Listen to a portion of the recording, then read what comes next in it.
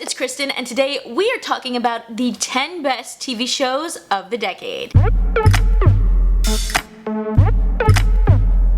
Some of these are some of my favorite shows, some of them are just ones that I really think embodied this decade. Of course, there are way more shows that really define this decade than just the ones on my list. Consider subscribing if you like my videos, and of course, drop it in the comments and let me know some of your favorite TV shows of this decade. Let's dive on into it. Originally a short that went viral on the internet, Cartoon Network picked up Adventure Time for a full-length series. The show, following the adventures of Jake the dog and Finn the human, is just plain silly and full of imagination, balancing between that line of for kids and for kids at heart. With comic books, shorts, specials, merchandise, and a history of being a fan favorite at conventions, Adventure Time lasted for 10 seasons, and it's not over yet. 4-hour-long Adventure Time Distant Land specials are coming to HBO Max in 2020. Ryan Murphy and Brad Falchuk have quite a legacy under their belts with shows like Glee, Pose, The Politician, but they really changed the game with the horror anthology series American Horror Story. Each season is its own self-contained mini-series following strange and twisted stories, with actors crossing over into various seasons playing new characters. The series made a star out of Evan Peters and furthered the star power of Sarah Paulson and Jessica Lange. RuPaul's Drag Race has come a long way since 2012, catapulting itself into a global phenomenon. Set to the sassy soundtrack of RuPaul's original music,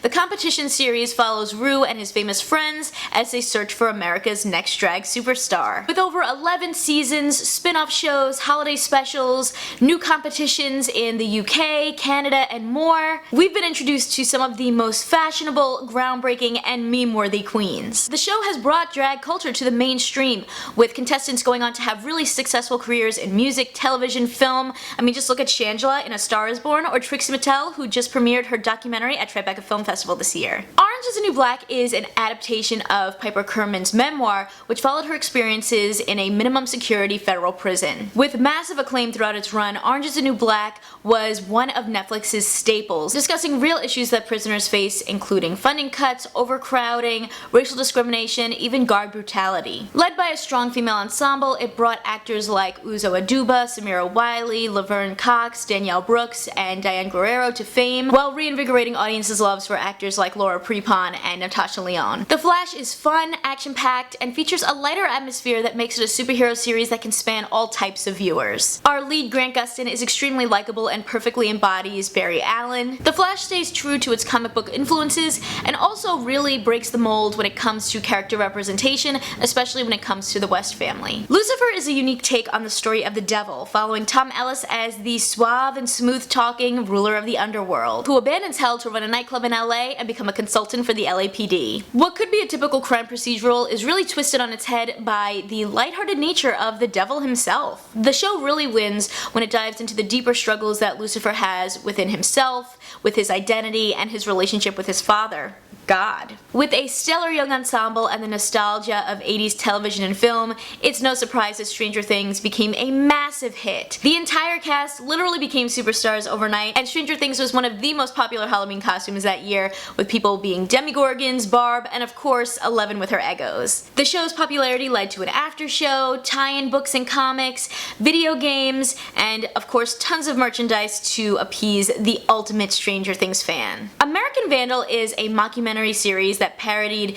true crime documentaries like Making a Murderer or Serial. The first season follows the investigation of a school prank that left 27 faculty cars vandalized, while the second season follows them investigating a private school whose famous lemonade in the cafeteria was contaminated and caused all the students to poop themselves. The series managed to balance a truly enticing mystery with potty humor in a really successful way. Even in its humorous moments, it manages to take itself and its characters seriously and really explore why audiences are so obsessed with true crime mysteries. With a strong cast and groundbreaking direction and production, I think The Haunting of Hill House is one of the most ambitious shows of the decade. They tackle the same characters across two timelines, as we get to see why the Crane family fled Hill House in 1992 and why, in the present day, their experiences there are still haunting them. The Bent Neck Lady episode has to be one of my favorite in television history. The way that they set up and get to these moments is just so thought out and precise precise, and the reveal here will really shake you to your core. We also get to see some really innovative filmmaking this season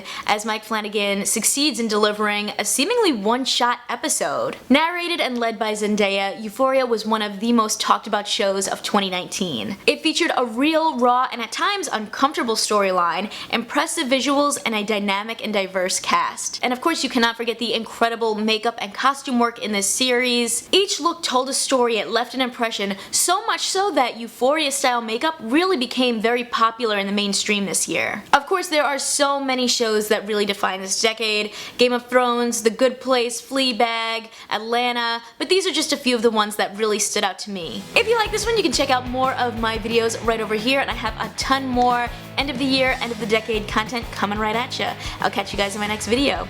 See ya!